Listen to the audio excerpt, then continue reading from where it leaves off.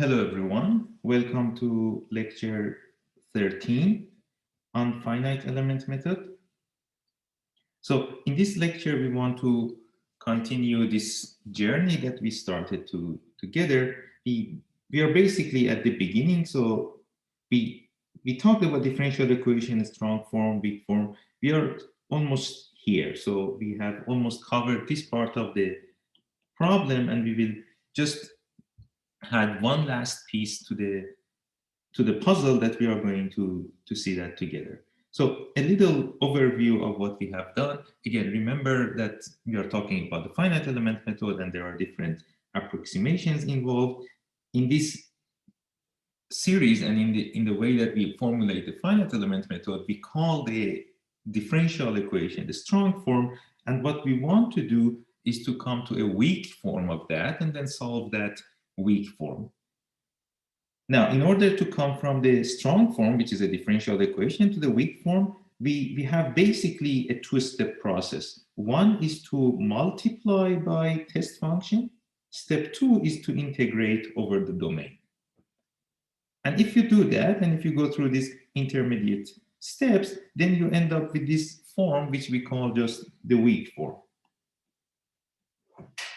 Okay, so remember the format of the weak form here.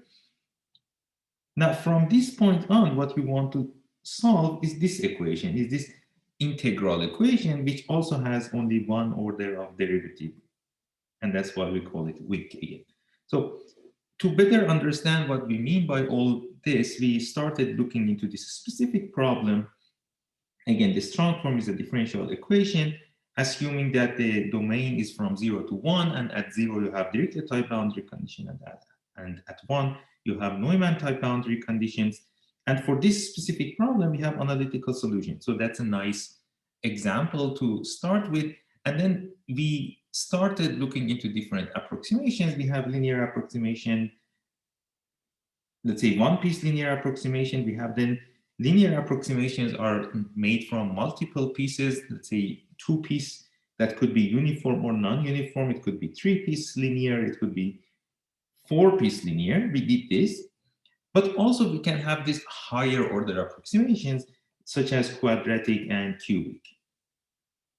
So if you remember, we did this, let's say, one-piece linear approximation. We solved the intermediate steps, and then we basically showed that if you do this, then you get these coefficients, and eventually your solution of your, let's say, multi-piece or piecewise linear approximation, it would fit, or it would coincide at the nodes to the analytical solution, and that was a good thing. And then we also played with different approximations, but still all of them linear ones, and then you can see something like this.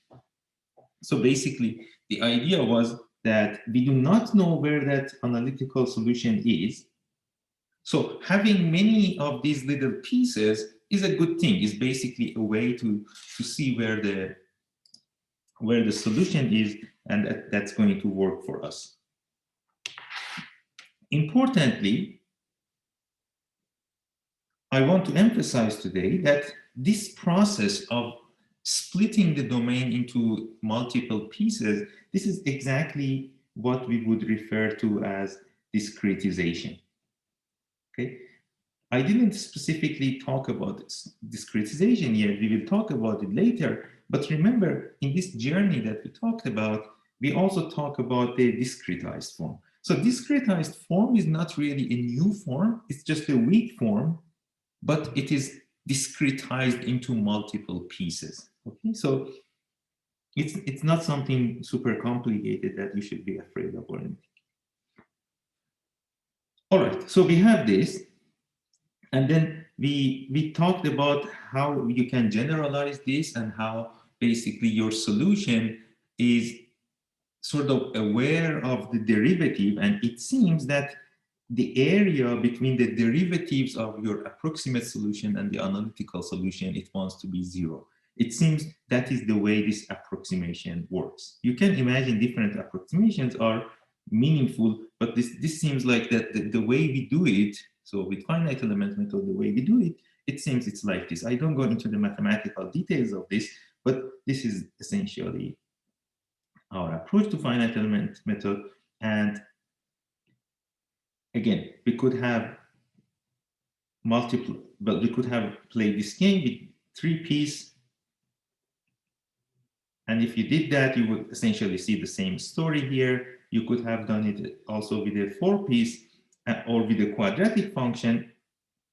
Sorry, with a quadratic function. And we saw that if you use a quadratic function, actually you will get exactly the analytical solution. Okay, so if you start with a quadratic function, you get exactly this solution, which is identical to your analytical solution. And the reason for that is that it basically tells you that your approximation space is large enough to include the analytical solution. So based on that, we talked a little bit about this, let's say, approximation spaces. And what we want to do today is this, is one-piece cubic approximation. And I promised, or let's say I sort of predicted that if we do one-piece cubic approximation, it's also a large enough space. So basically what we expect to see is that it should automatically recover the quadratic solution in a sense that the coefficient of the cubic term we expect to be 0, or we expect it to become 0 automatically. So that's what we want to do today.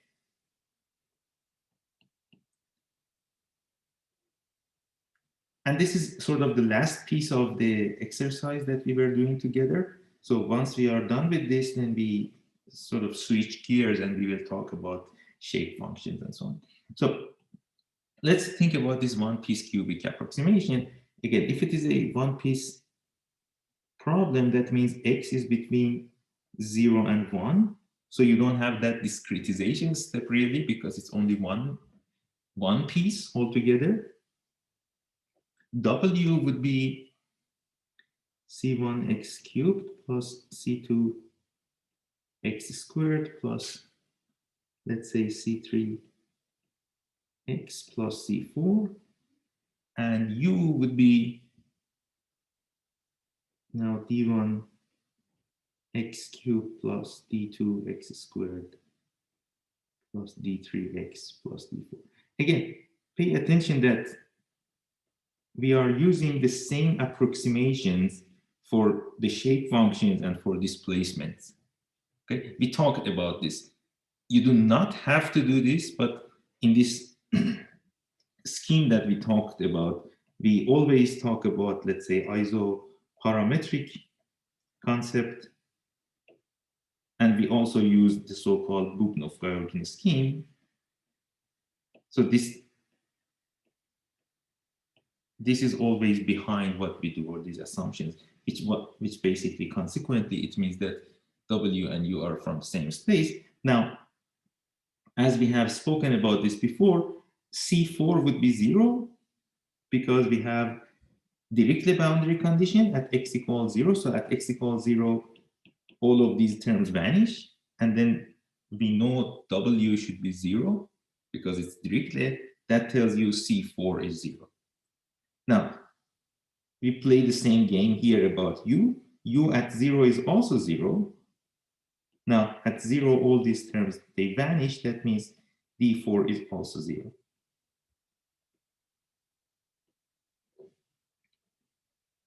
Okay, so now what we want to do is to put this into this integral and proceed with the calculations.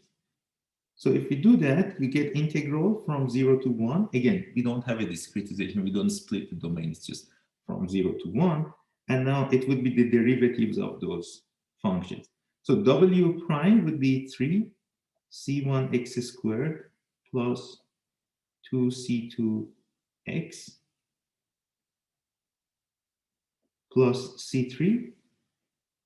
U prime is 3 d1x squared plus 2 d2x plus d3 dx. That would be equal integral from 0 to 1 of W, which is just what we have there. So C1 x cubed plus C2 x squared plus C3x, all of this integrated from 0 to 1. Okay, so you have this.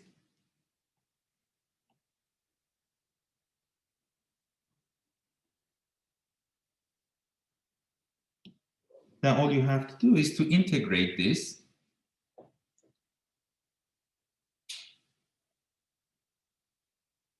from 0 to 1.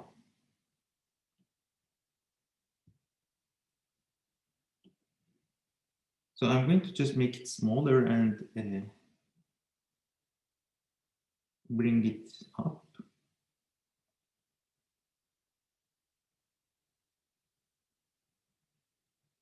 So let's say this is the integral you have here.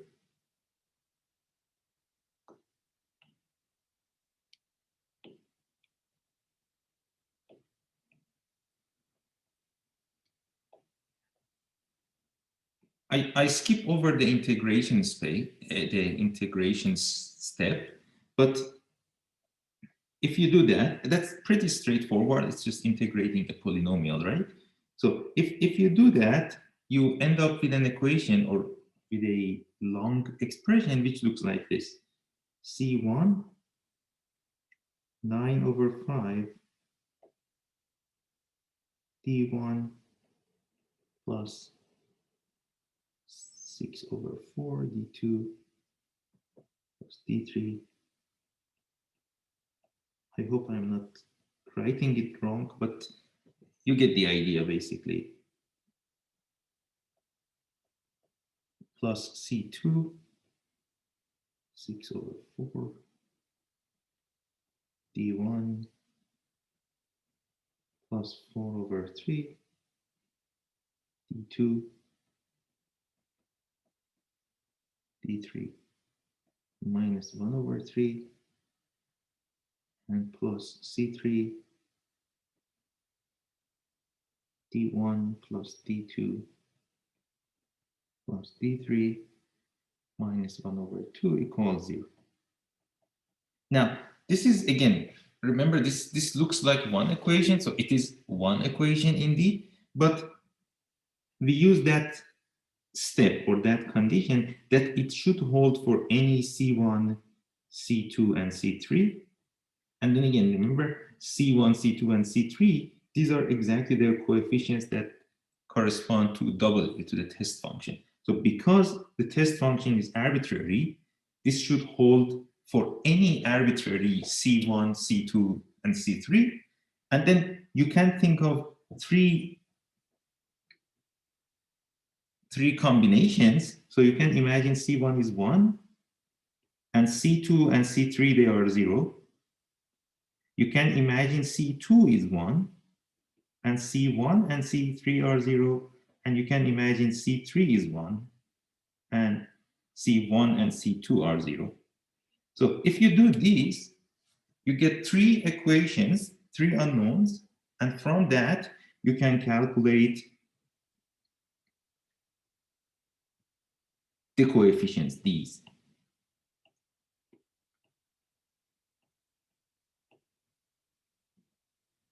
So that's what I'm going to do next.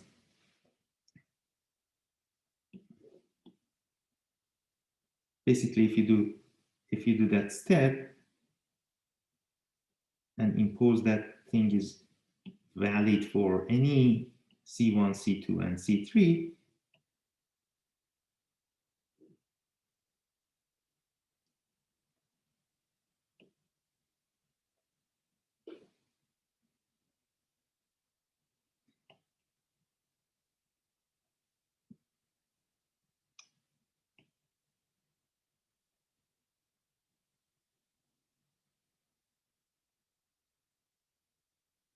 please.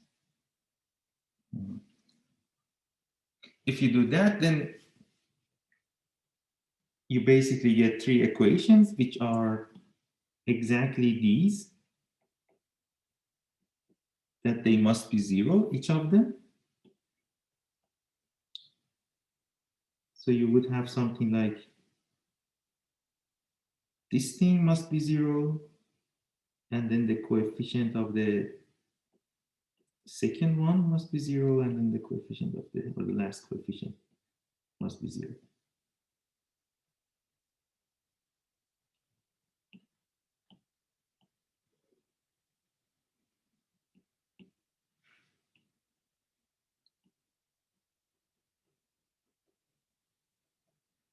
So this is 3 equations, 3 unknowns now. And then from this, you get d1 equals 0, d2 equals minus 1 over 2, and d3 equals 1.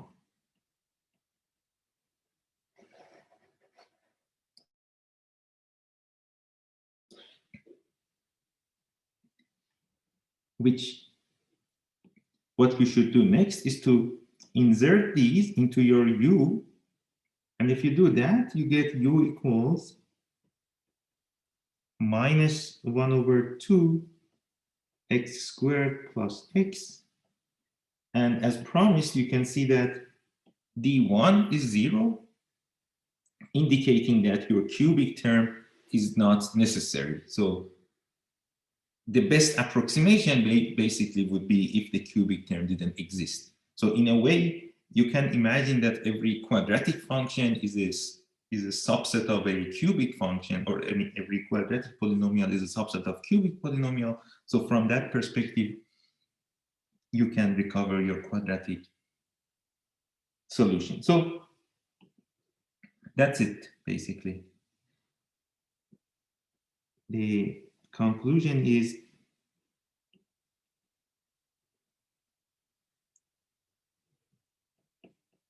if approximation space is large enough,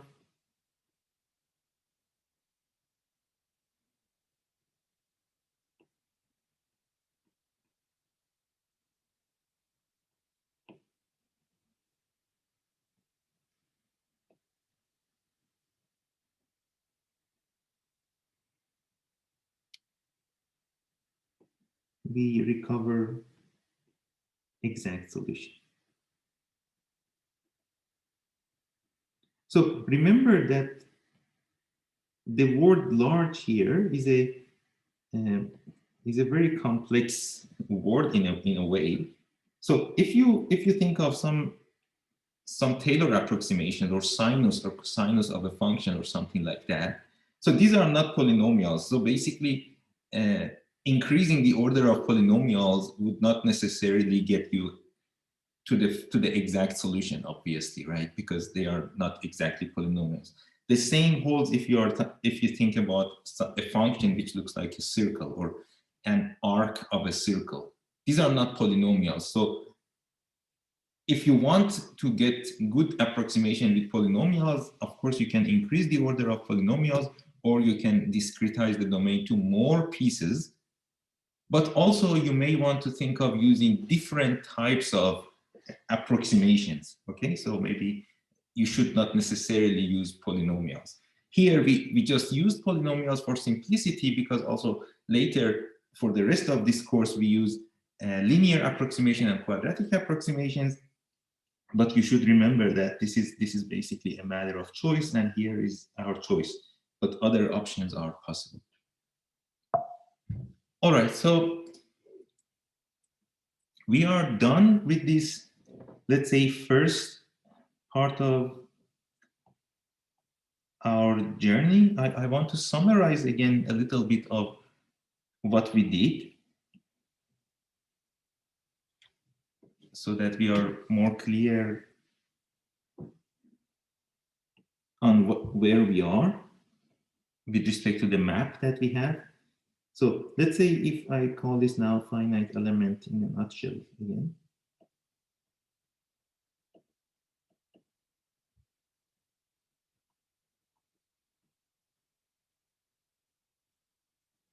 So maybe finite element method definition.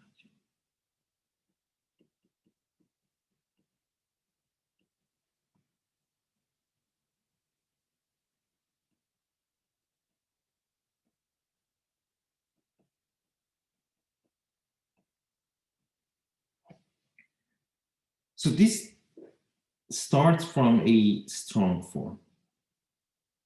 Okay, so you start this journey or this story from a strong form.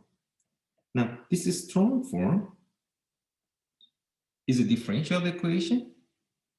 And in this case, in the case of the problems that we just discussed about, so remember this is a differential equation. And for us, this differential equation was a second order differential equation. So it was second order. For us, it was also ordinary differential equation. And it looked like this in 1D. Okay.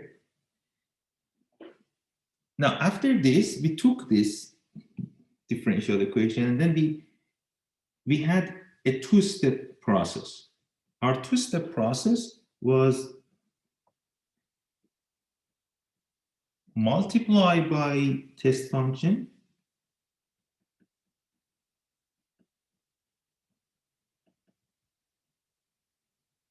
and the second step was integrate over the domain.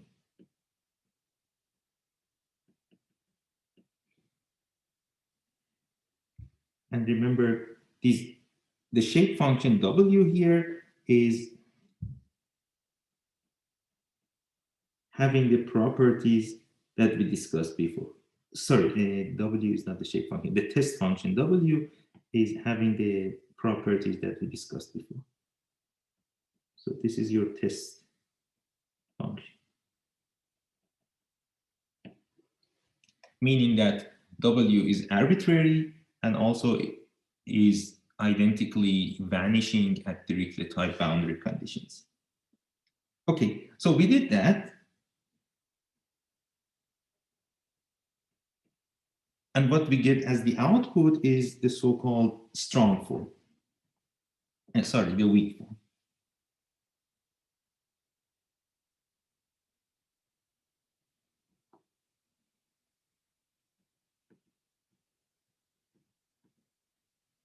Now, for the strong form that we had written on the left-hand side of this slide, remember the weak form is an integral form.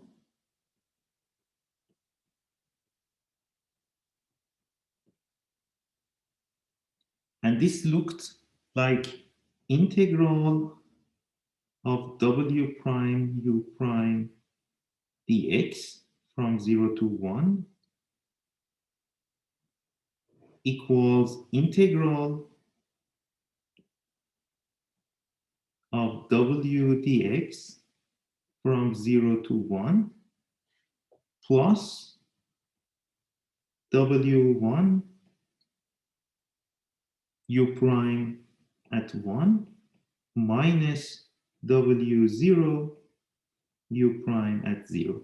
Okay, assuming that the domain was from 0 to 1. So this was our weak form.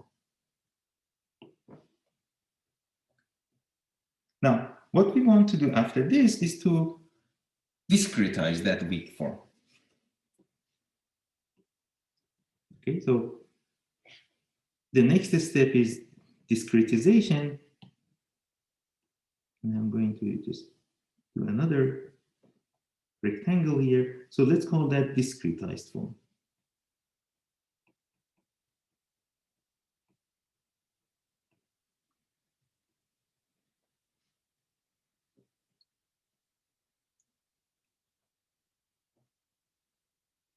Now, this step of discretizing the domain is not really complicated. It just means that you write that equation piecewise.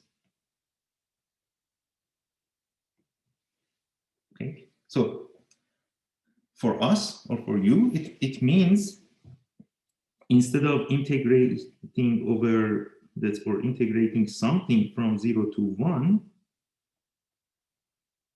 we would write it like integral from 0 to A, let's say, plus integral from A to 1. Okay, and this is if it was a two-piece function, right? But you can imagine you have more pieces into this, so maybe I can add those here, and then obviously the last one wouldn't be A. This is maybe from some other domain. Okay, so let's say H. So you want to integrate that over many pieces.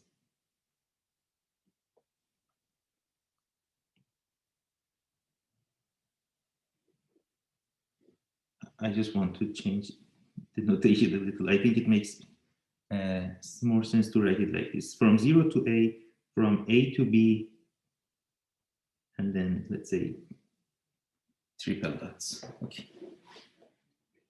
This is your piecewise form, the discretized form. Now,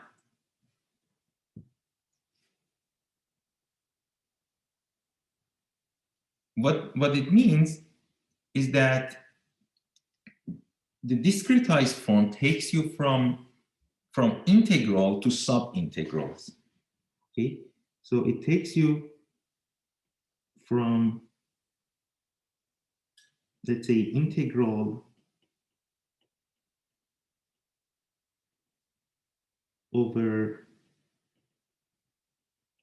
the domain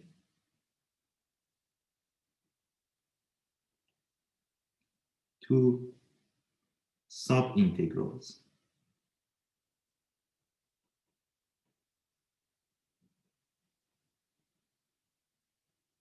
What does that mean? It also means that it takes you from your global form to local form, or from your global system to your elements. Okay, again, in 1D it is very simple. You can just think of them as pieces and so on, but these are exactly your elements, okay, later. So this is how the discretization comes to the game. So basically this means here we go from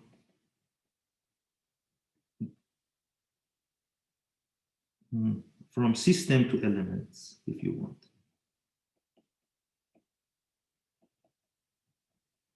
And you can imagine sometimes later we would have to do an opposite version of this. So we need to put these elements together later and come to the global system to solve the system. We call that process assembly. And that assembly is exactly what we had done before. So here we go from system to elements. And then again, maybe instead of systems, or instead of system, you would like to call it from global to elements. Let's think of it as global. This process is discretization.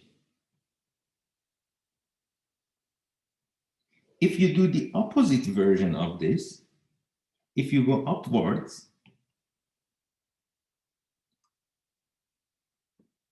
so if you go from elements to global, that would be assembly. And that is exactly what you had done before, and we talked so much about it at the beginning of the course. Okay, so assembly is the opposite of discretization, or let's say the process that we just discussed about. Okay, but in principle, the discretized form, in principle, is the weak form. Okay, so it is not different from weak form unless this feature that it is element-wise. Okay, so after that, we come to approximation. So what we want to do next is approximation.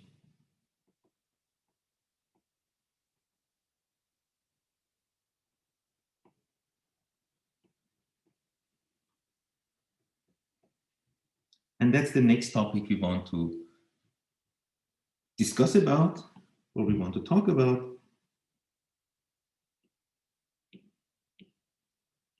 And I'm going to draw another rectangle if I can. Okay, so that takes us to the so-called approximate form.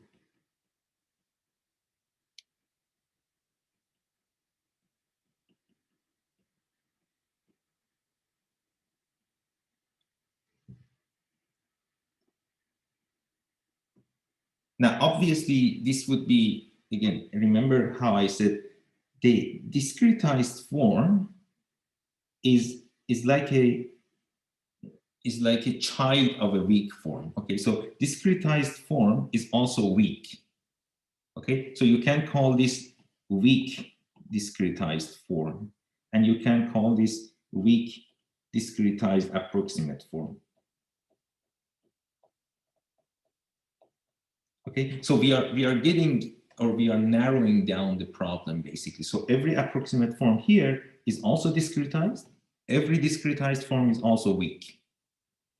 Okay, so it's still an integral in that sense.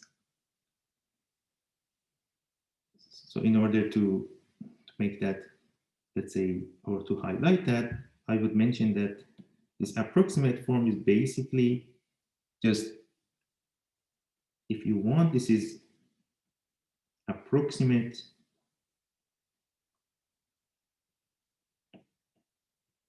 discretized weak form.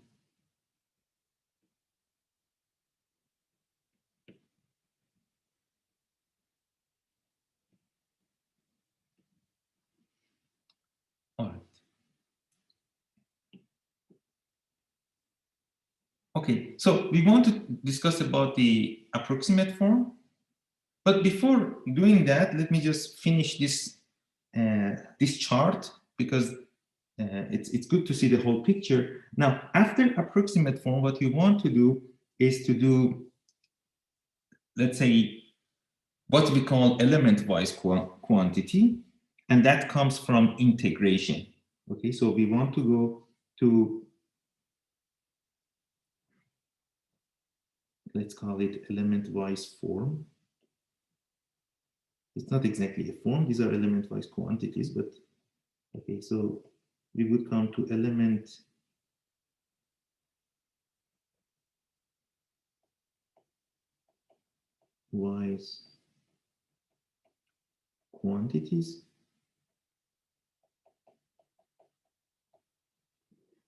And the process to do that is integration.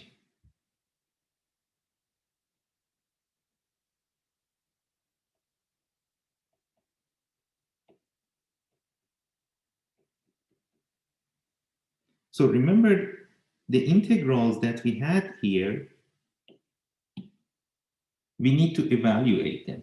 Until now, we evaluated them analytically, but we cannot always do that. So that analytical step is something we cannot program. So basically, this would be numerical integration. Okay, so the result of your numerical integration would be these so-called element-wise quantities. And by the way, remember, we talked about different approximations at the beginning of this lecture. This is another source of approximation. So here we call this approximation step, but this step also introduces more approximation to the problem, but this is a different type of approximation. Let's call it another source of, I don't want to say error, but it is another source of error, basically, another reason why your solution would differ from reality or from analytical solution.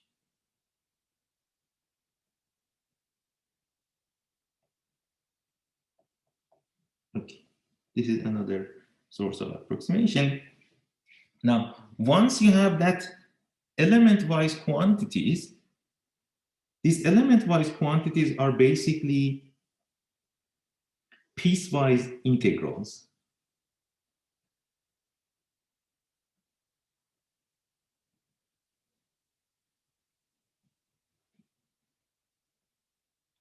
Okay, so these are or these are the solutions to piecewise integrals. Piecewise integrals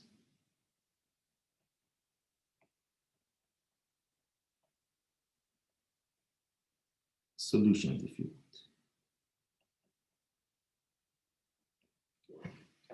Okay, so what do we do next? I'm sure you can almost see what we are going to do next. The next thing we want to do is already in front of you. The next thing you want to do is to assemble this. And that is exactly the process that we have in front of us. So the last step is basically going through our assembly process. And we have done that, by the way, using springs. So you kind of know what that means. And if you do that assembly, the result of that would be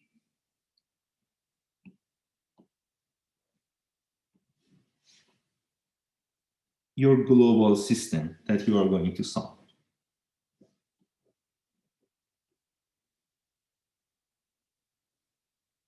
Okay, so that's that. And then we call this global system.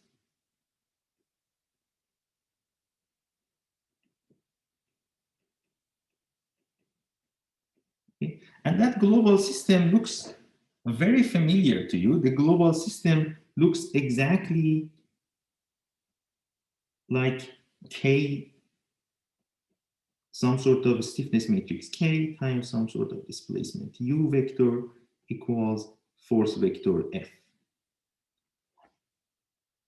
Okay, and then all you have to do after that is to just solve this system. Okay, so the next step after that is obviously to solve. And after solving it is obviously post-processing. Okay, so let's say your global system looks like this. If I make it a little smaller, maybe I can fit it down there. Okay, so this would be your global system. And then the next step after that is finally to solve.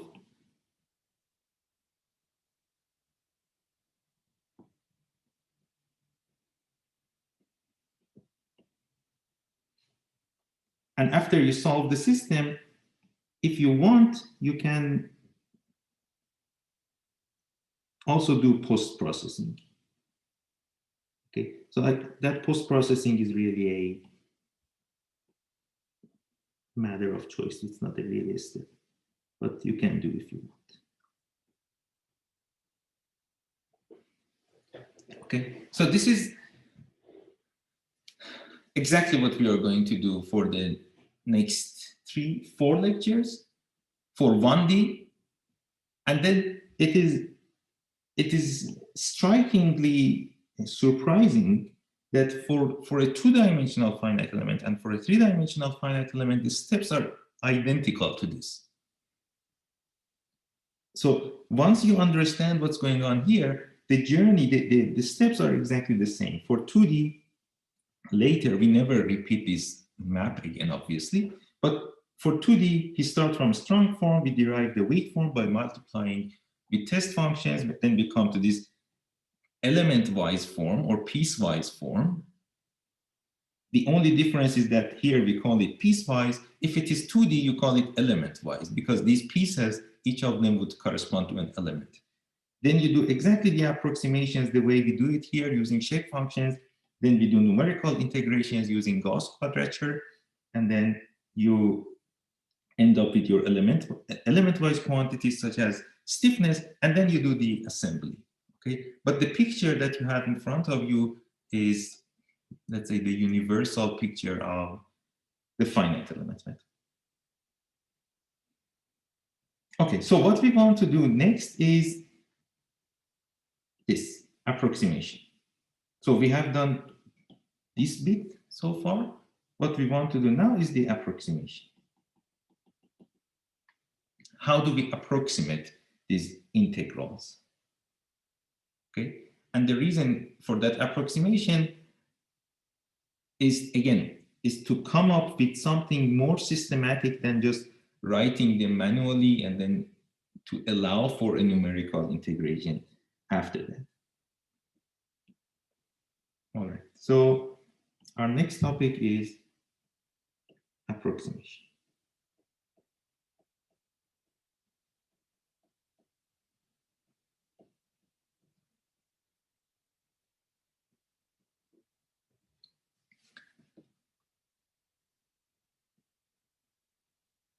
In order to teach this, I will start with examples, or with a few examples. So the first example is this. Then just say understanding by examples.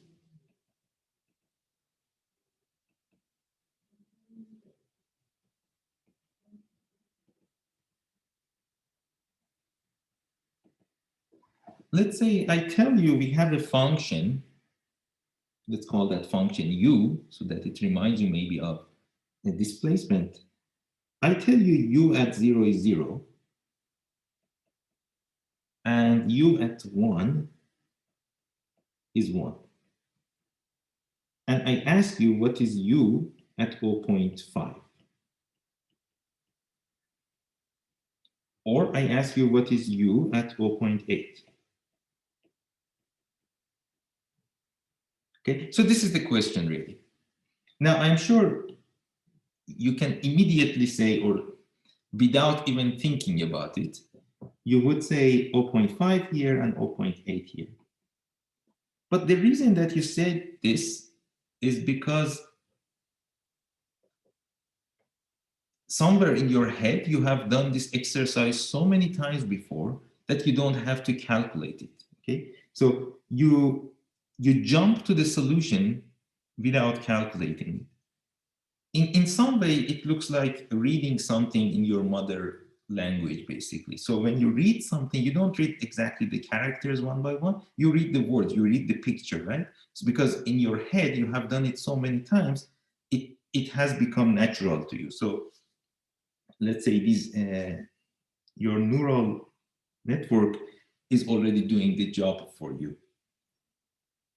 But we want to go one step back and see what you did to come up to that solution. Because as I mentioned before, many times in this course, the goal here is to program this, to feed this to computers, and computers are not intelligent. So the goal here is to basically come to a basic level where you don't have to think and you can just calculate, okay? And that's the reason I'm doing this, these examples, and that's the way I want to introduce you to this topic, approximation. So at the end of this approximation topic today, you don't learn anything new, but you learn a different way of thinking about approximation, a way that you have never thought about it before. But as I mentioned, most likely your, let's say, your neural network has done the job for you. So let me just make this now one step more interesting. So now I ask you, u at 0 is 0. Sorry, u at 0 is 1. U at 1.6 is 5. So what is u at 0.8? Or what is u at 1? So you can see that, again, if you think about these 4 pieces, you can see that somehow it gets more and more difficult for you to see the solution, okay? In the first one, the solution is just in front of you. You don't have to think about it. The second one, possibly you also don't think about it, but a little more than the first one. Then for this one, maybe you had to think about it a little. For this one, it is not obvious. You spent a second on it. So the question is, if I make this more and more complicated, what is happening, or that process in your head, what's happening, or how we can, let's say, program that process?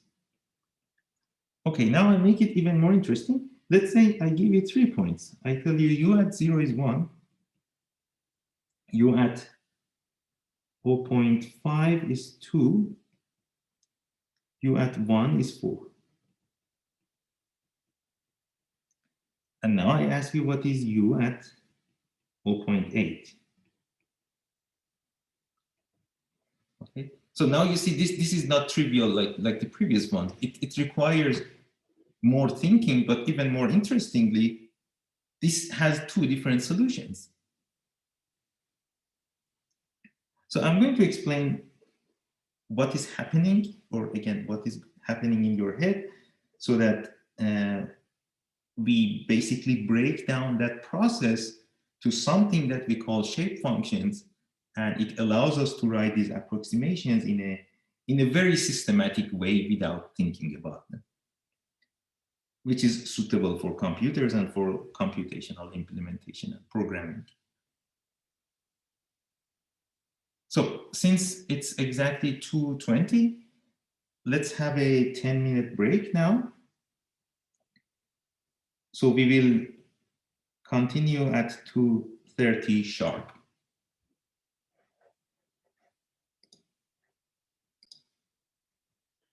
All right, so we are back. Now, coming back to the example that we just started before the break, let's draw these curves and see what we can learn from them, or these points. So basically what you have here is, let's say we talk about the domain, in this case from 0 to 1. And I tell you, you have a function that at 0 is 0. So let's say this is the y value being 0, and then at 1, it's 1. So let's say this is for you, the y value being 1. So basically what happens in our head is that you draw a line between the two, which means you just make a linear approximation, and then you evaluate that at the points that we ask you. So if you want it at 0.5 or 0.8, you just do that linear approximation, well, basically without asking if the approximation is linear or not. So linear approximation is a very natural way of, or very organic way, or intuitive way of doing this. And then obviously, if the domain is now a different size, you play the same game. So basically, what happens here is exactly the same process. You have that line, and then you would say, well, left and right are now 0 and 1.6. Now at 0, it's 1, and I don't know, at 1.6, it's 5. But also you do the same thing. You just basically draw that linear function in between, and you approximate that at the points that we wanted. So, let's say if the x coordinate is in the middle, the y coordinate should also be in the middle of the two. So you would naturally say this is 3. And then I don't know, if it is a little bit towards right, you calculate it with equal, let's say, slope of the line, or the approximation approach, and we have these solutions. All right. Now, if you have the last one, though, you have 3 points. So if I think about the domain from 0 to 1, so that's 0, that's 0.5, and that's 1. At 0, it's 1. At 0.5, it's 2, let's say. And then at 1, it's 4. So maybe here. So here you have 2 ways of approaching this. One is, like we did previously, assuming that you have 2 lines in between. So line 1, line 2. That would be a 2-piece linear approximation of this problem. which is perfectly fine.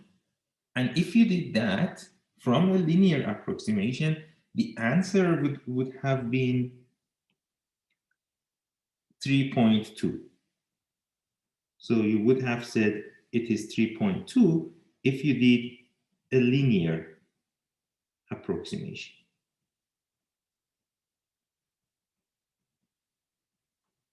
But maybe because you had 3 points, you could imagine that a quadratic approximation would be more suitable for this problem. So if you do a quadratic approximation of that, of course, then you need to know that quadratic function. So you can sort of, it's difficult to draw, but let's say you have this quadratic function in between. And if you did the quadratic approximation, you would have had 3.08. That would be a quadratic approximation. Hocam, Yes. if you are writing on the tablet, we cannot see what you are writing. What's that? I We think cannot see. it is frozen, I think, the screen. Oh. Oof. All right, you see it now? Yes. Yeah, it is cool now. Okay, good. Yes, so this is now quadratic approximation.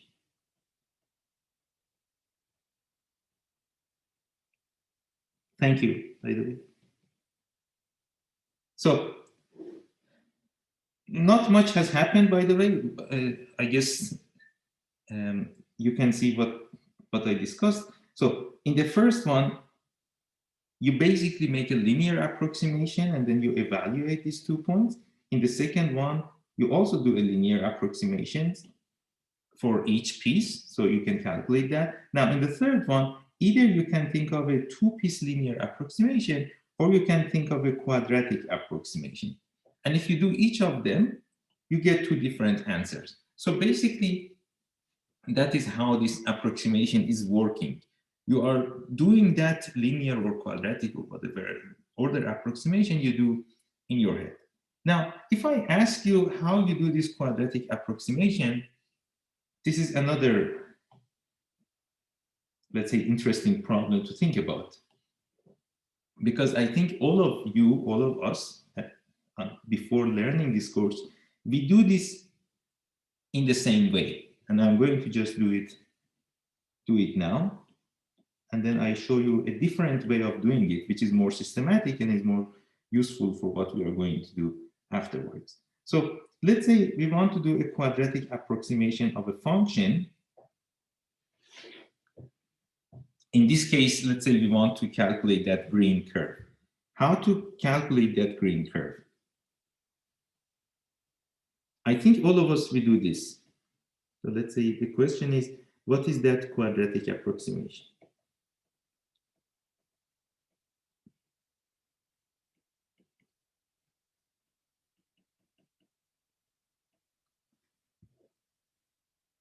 So in order to do that, I think, again, all of us, we start with something like this. We would say, well, a quadratic function would look like f of x equals ax squared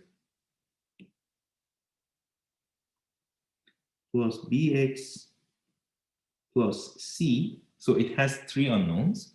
Now you have 3 points. You know f at 0 is 1. You know f at 0.5 is 2. And you know f at 1 is 4, right? These are the 3 points. And if you do these, you get 3 equations, 3 unknowns.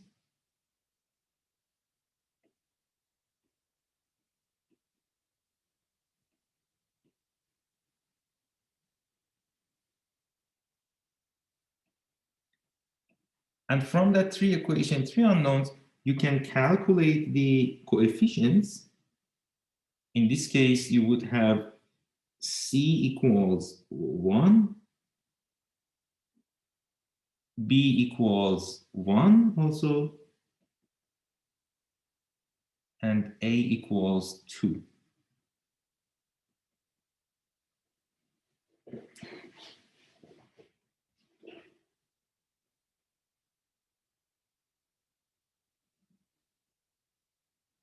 Okay, so this is what you get, and as I mentioned, if you use now this or these coefficients, you would have f of x to be 2x squared plus x plus 1.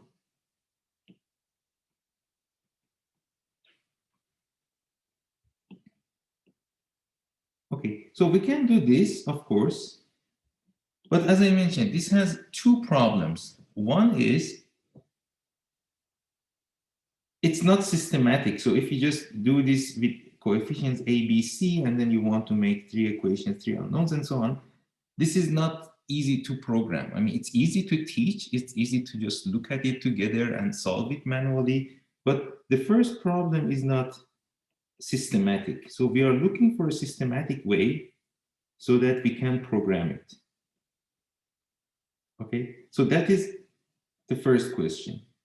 The other question, or the second question, is how about higher order? So this was quadratic, but you can imagine if it is cubic, or if we go to higher orders, then it gets extremely complicated. So if for every equation you need to have like 3 equations, 3 unknowns, or for every point or every piece you need 3 equations, 3 unknowns, or 4 equations, 4 unknowns, this becomes more and more complicated to program, and but also time-wise it's not very efficient.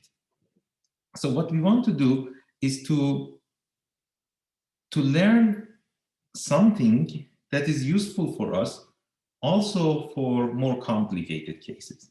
Okay, so let's say we learn this, but I'm going to ask you,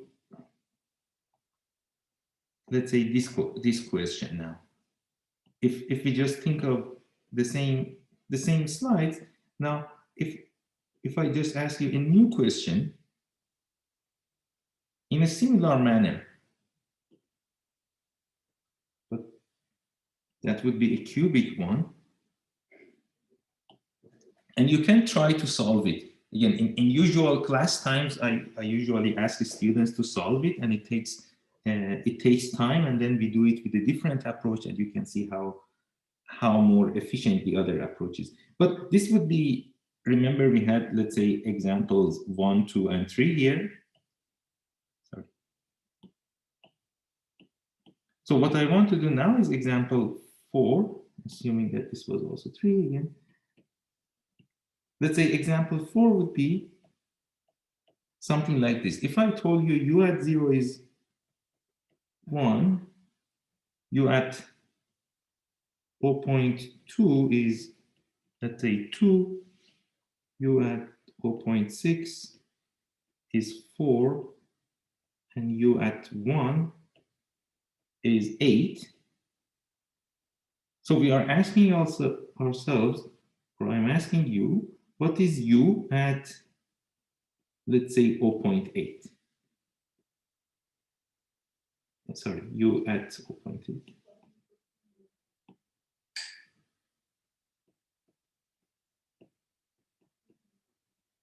And you should compare this with what you did here. Remember here, as soon as I asked this, you could answer it, and it was very, very intuitive for you. And then, let's say, step by step, we made it more complicated. Now you can see this one, it's basically the same question, but you can no longer answer it quickly. Okay, because now it is out of that linear way of thinking or that intuition that you have. Okay, but what we do is that through the process that we learn together, and we call that, let's say, shape functions, we will soon talk about the so-called shape functions. And these shape functions, they allow us to do approximation, but they allow us to do this approximation in a very generic way, such that whether it is linear or quadratic or cubic, it always works the same way. Okay, so it's a very, very neat way of approximation. But I want you to just remember that the next topic that we talk about is called shape functions or hat functions. It looks like a different entity, so it's slightly new to you, But remember, this is nothing but a tool to do approximation or to do better approximation or more systematic approximation. So that brings us to shape functions.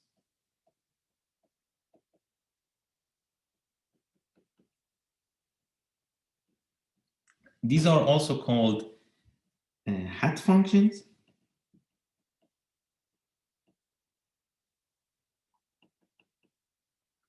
They are also called tent functions because they look like a tent or they look like a hat. Two. Okay.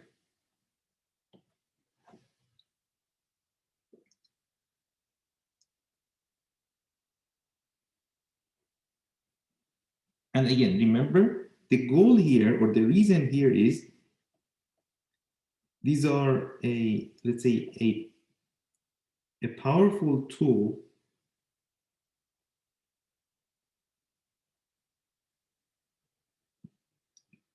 for approximations.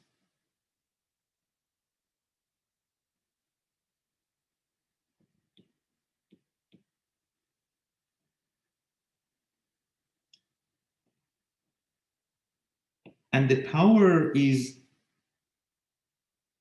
in the fact that they are equally useful for 2D and 3D, and also they are very systematic. You will see what I mean very soon. So the first thing is that they are systematic. So those of you who are familiar with programming, there is this thing called like recursive programming. So they have this recursive structure and you can basically generate them very easily. But also, let's say they are nearly identical for 2D and 3D.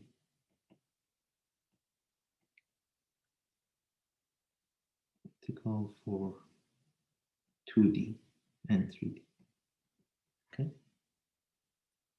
Now imagine when I talk about 2D and 3D, what I mean is this basically. So if I ask you about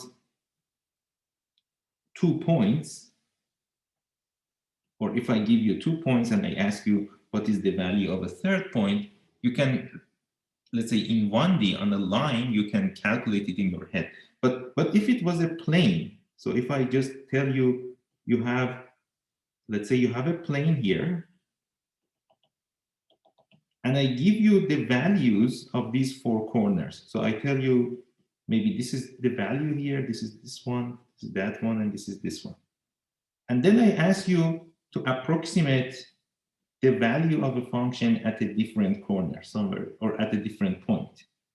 That would be very complicated because now you have 4 corners, okay? And that is not something you can do in our heads. But these functions, or let's say the shape functions, they are equally useful there, as we will see later. Okay, so what is a shape function? A shape function, it's, let's call it ni as a function of x. Okay, I is like a counter.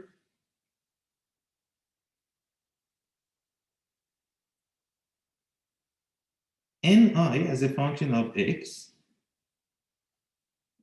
is 1 at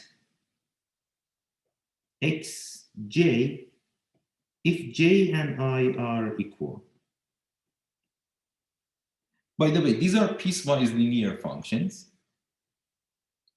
I mean, what I'm talking now is piecewise linear, but then we talk about piecewise quadratic and so on. But just think about it as piecewise linear. But this is in a discretized sense. Okay, I will explain that to you. So nix is 1 if j and I are equal, and ni is 0, let's say at any xj which j and I are not equal. Okay, so what does this mean? Let's say a simplification of that is this. N1, for instance, N1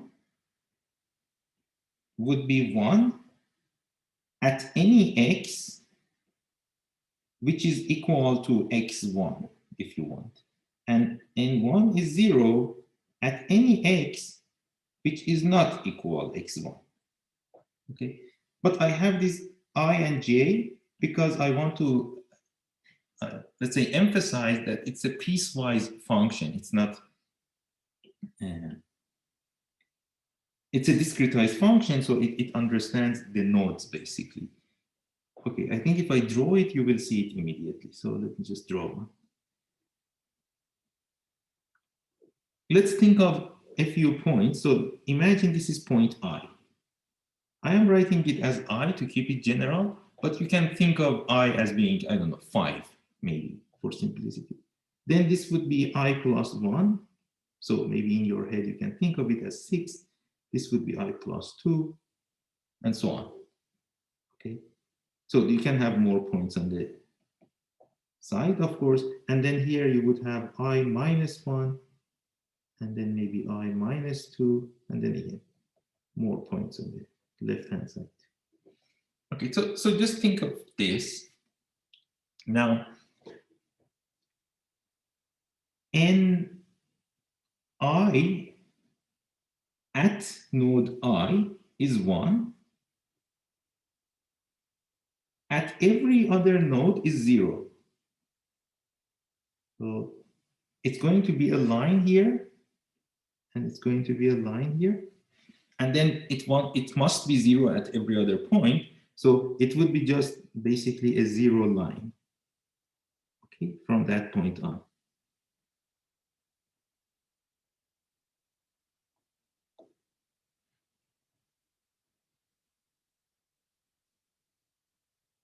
Does that make sense? So this is Ni.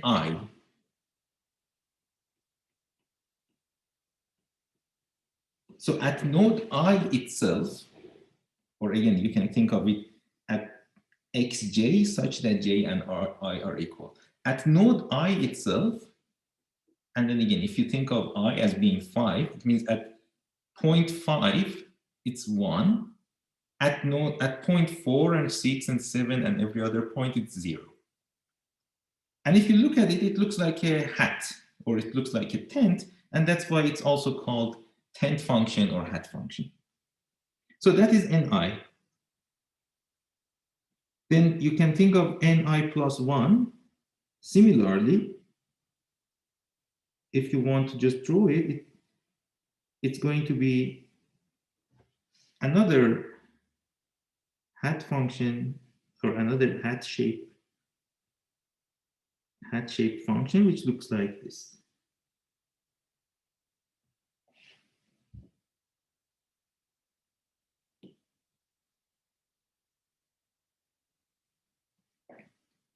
So this would be Ni plus 1.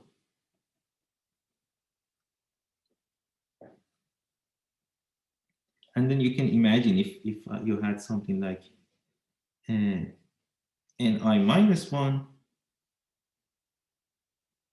it's exactly the same story. So it looks very simple. As you can see, it's not a super complicated concept by itself, but it's extremely powerful, as we will see very soon. You can do something with these fairly simple definitions that you could not otherwise do. So this would be then that Ni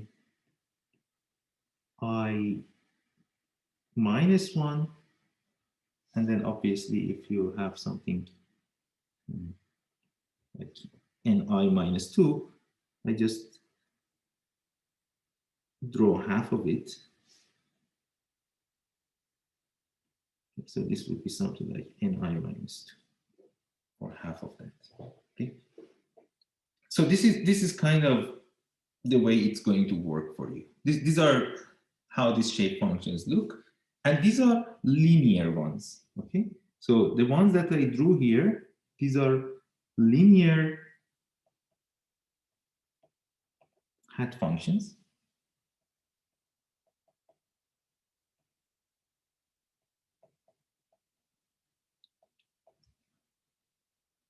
But also you can just generalize the same view and come to a quadratic version of it. Okay, for a quadratic version, maybe I need more space, so I leave more space between points. So this would be point I plus 1. The concept is the same thing, exactly the same thing, but now you are looking for quadratic functions which satisfy the same property. So again, if you think of ni, it should be 1 here at node I. It should be 0 at other nodes, but it's not a line anymore. It's a quadratic function. Okay, so it's going to look like this. So this would be now your ni quadratically. And if I duplicate that and then I do it like this, and maybe I can change the color. So this would be ni minus 1.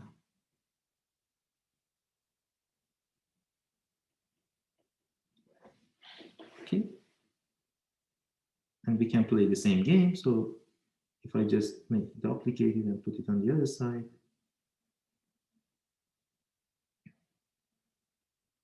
change the color again. So you see, this is now ni plus.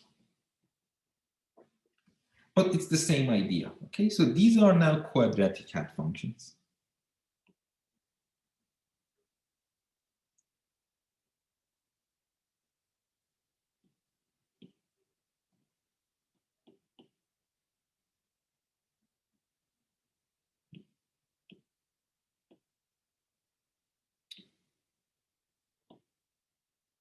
Okay, so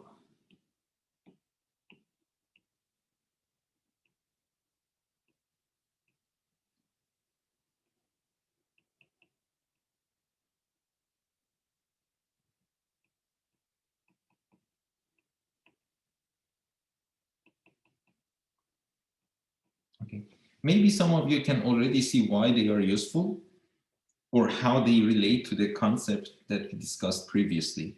Because now you can see if I have something like this, and if I multiply that with the value given for a function here, so if I know that a function at this point is 5 or 10 or 12, so if I multiply this specific function to that value, I get exactly that value here, and I get 0 elsewhere, right? So that would be exactly like what a linear approximation would do for you. Okay, so in other words, we will do a lot of exercise on that to see it better. But just let's say once you have these,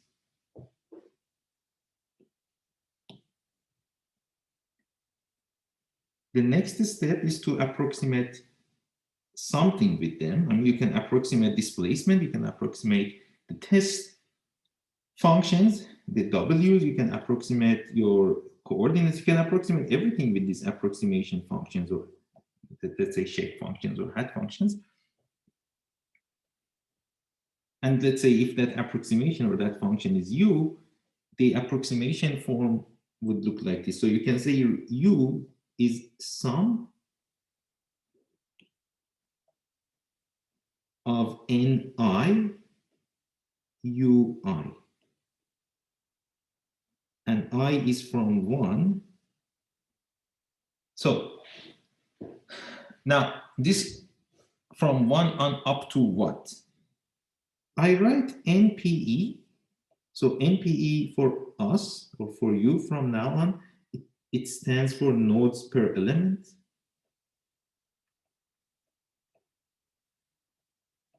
We come to that in a minute. But if it is a linear approximation or piecewise linear, this would be 2, NPE would be 2. If it is quadratic or piecewise quadratic, that would be 3. So you can think of a linear approximation or a quadratic approximation, and the linear approximation would be n1 u1 plus n2 u2, and the quadratic approximation would be n1 u1 plus n2 u2 plus n3 u3. So again, pay attention that what we do here is just finding the same approximation or approximate function that you could have also found using your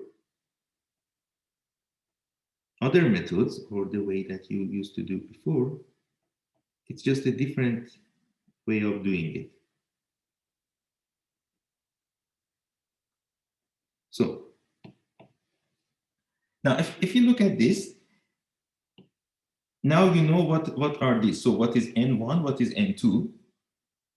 Okay, again, if you have a piece of line, this is node 1, this is node 2.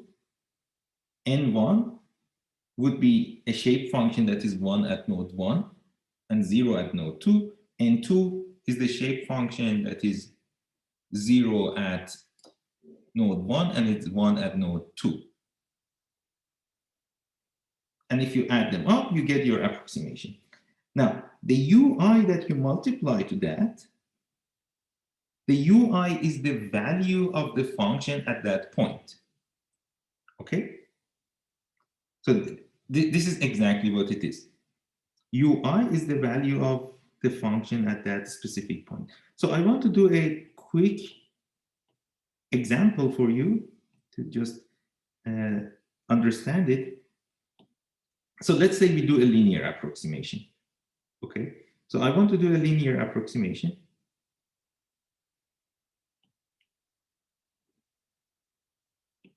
And we just learned a linear approximation would be using this function. And for that, let's use our example that we just had here. So why don't we use this? The first example exactly.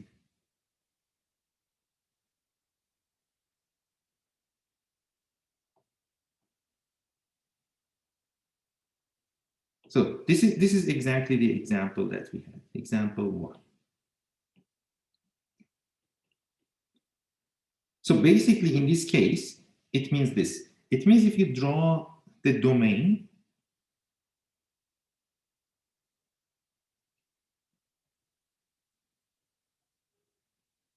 if we call this node 1 and you call this node 2,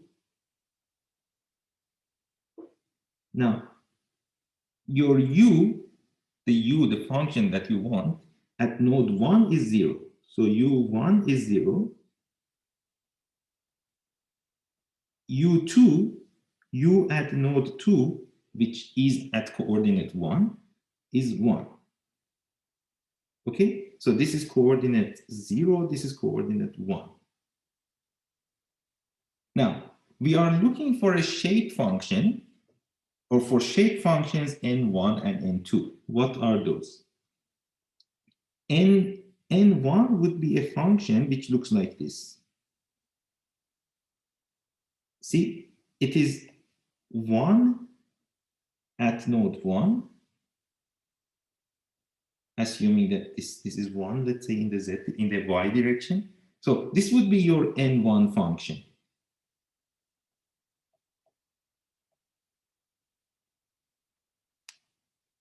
It's 1 at node 1 and it's 0 at node 2, right? This is exactly the definition that we had here. Now, what is n2?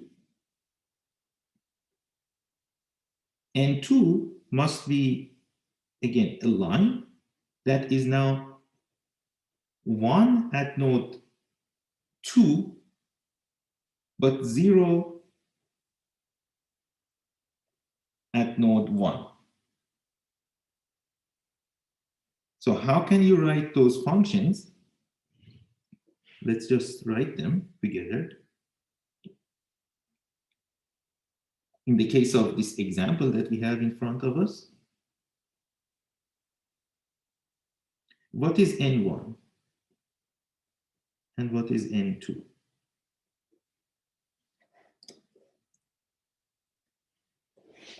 1 minus x, 1 minus x is which one? not 1, n1, sorry. Okay, so we call this 1 minus x, very good. And Yes. n2? Just x. Just x. Excellent. So if we think about this, it satisfies the properties that we just had previously. So n1 is 1 minus x, so that means if x is 1, it is 0, at 0 is 1, perfect.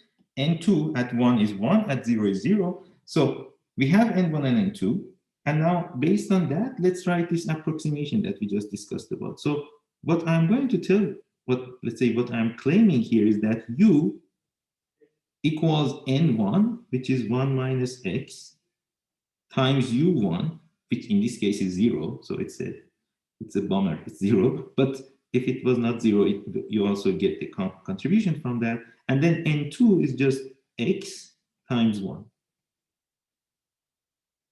Okay, now if you add these up together, you get x, which means your displacement function, or your u, is approximately or is equal to x in this case. Again, as I said, for this very, very, very simple example, if you saw this, you already could just calculate that in your head. You didn't need all of this to figure out that the equation of this line is u equals x. Okay, and that's why at 0.5 is 0.5 and at 0.8 is 0.8, because actually u is equal x. That is the function it is.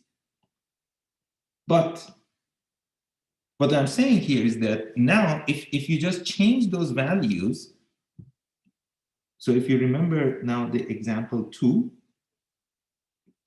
okay, this is 1.6, so we need to change the shape function. But in principle, you can play this game very, very quickly, and you can just construct your functions without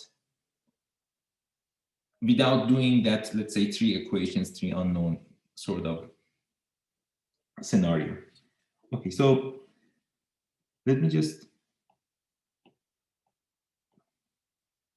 clean this up and write this approximation again. Somebody has a question? Okay. Okay, so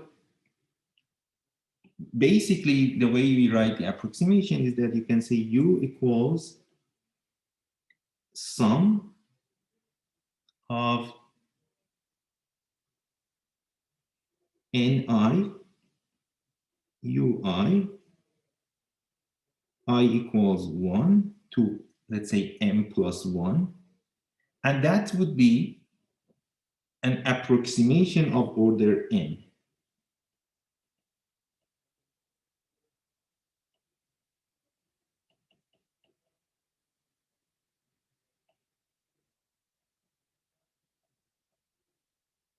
Okay, so if you have an approximation of order m, you would have m plus 1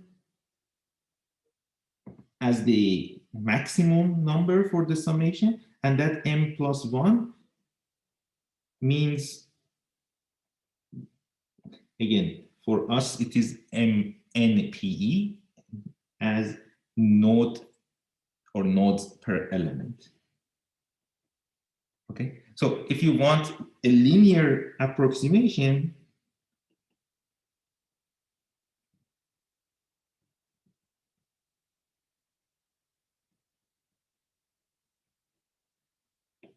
means approximation of first order. So you would have a sum from 1 to 2, and that 2 would be nodes per element, which makes sense, right? Because for a line, you need two points. at its ends. If you have a quadratic approximation,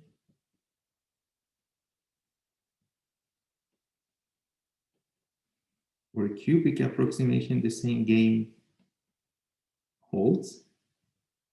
So then you would have, for quadratic, you would have a sum from 1 to 3. For cubic, you have a sum from 1 to 4. Okay, so you would have 4 nodes per element if you want to have a cubic approximation, which makes sense. Okay, so what I want to show you next is sort of how to construct these shape functions now that you know what they are. And they are not super complicated, or it's not super complicated to construct them. Just give me a second.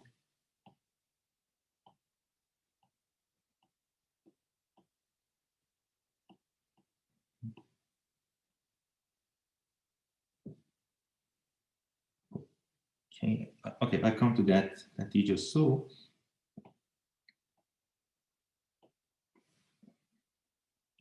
So somebody just mentioned this for the previous example, but let's say now if you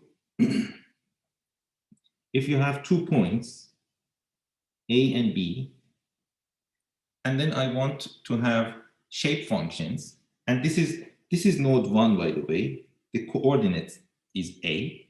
This is node 2. Okay, now I'm looking for, let's say, these 2 functions. Let's call this N1. So N1 is 1 at node 1, and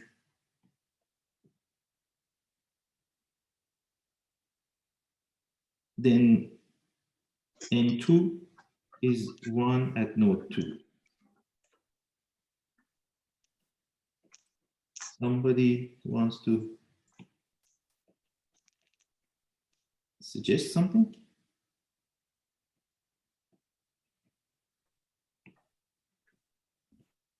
Any suggestion?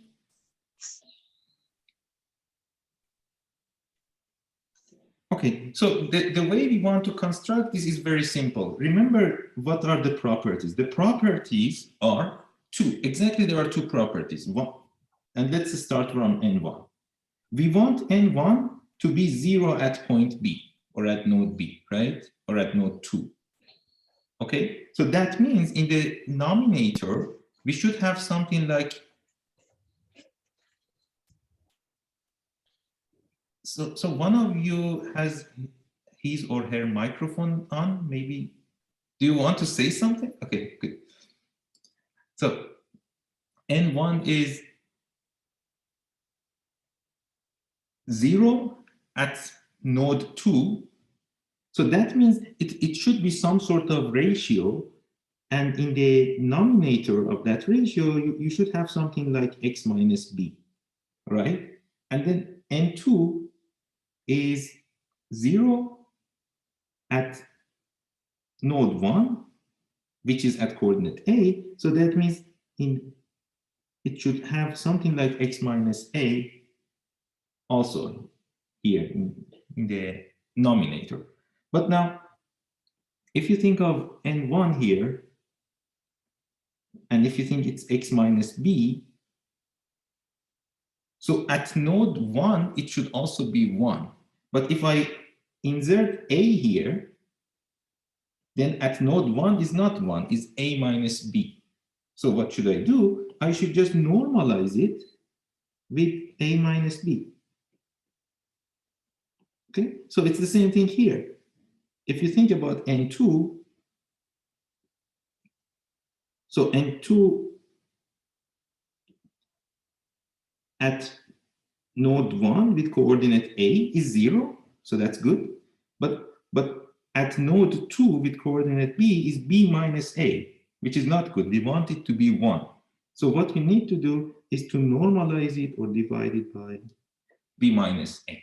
Okay, so that's the way you do the shape functions, and these are linear shape functions.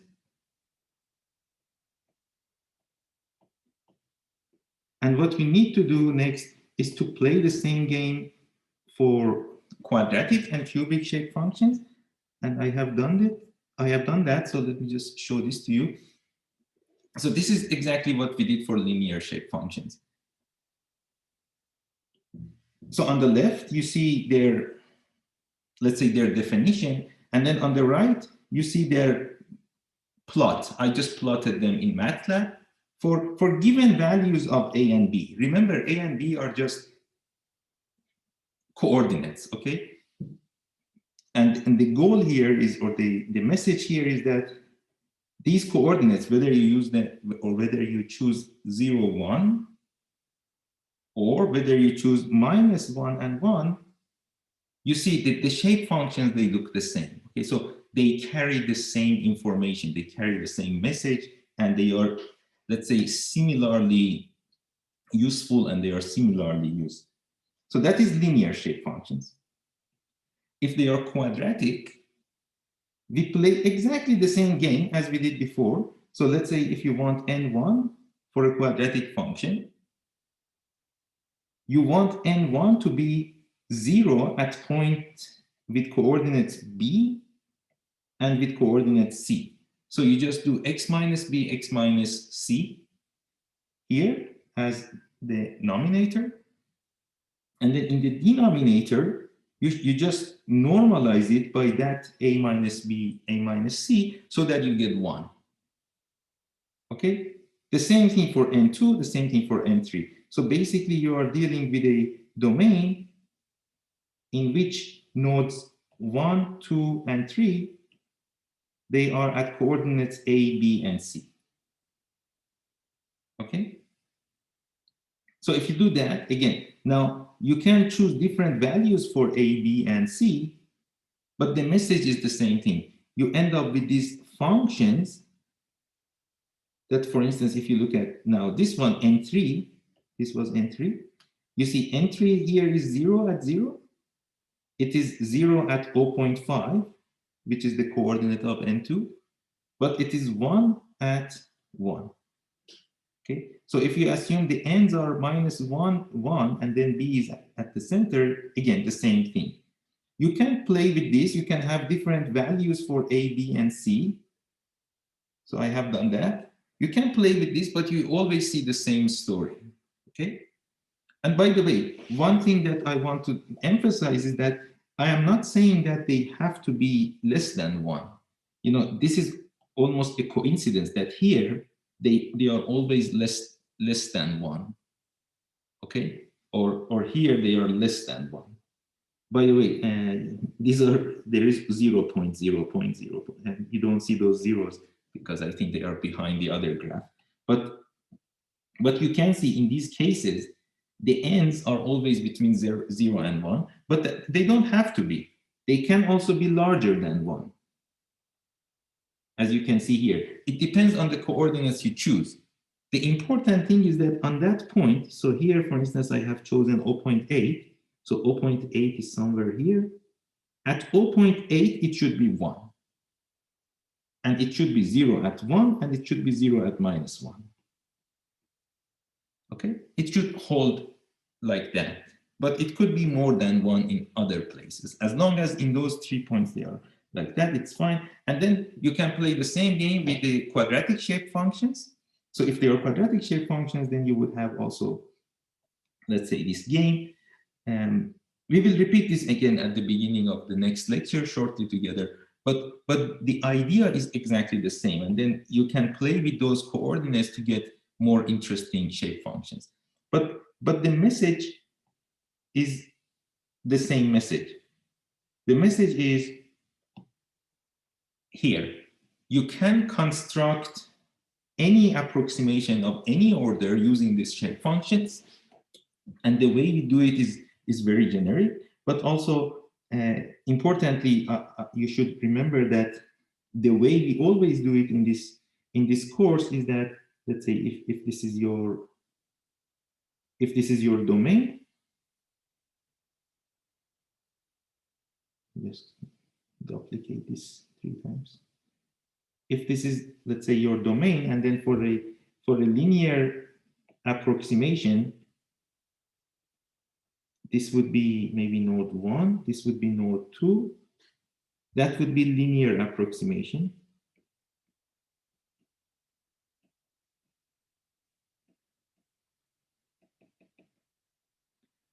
If it is a quadratic approximation,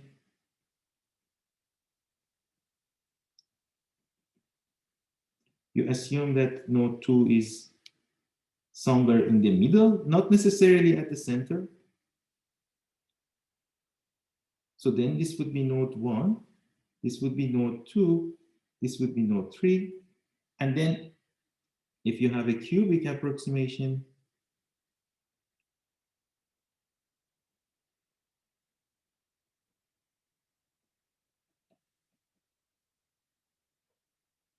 you would have 4 of these points for nodes. That would be then 1, 2, 3, and 4.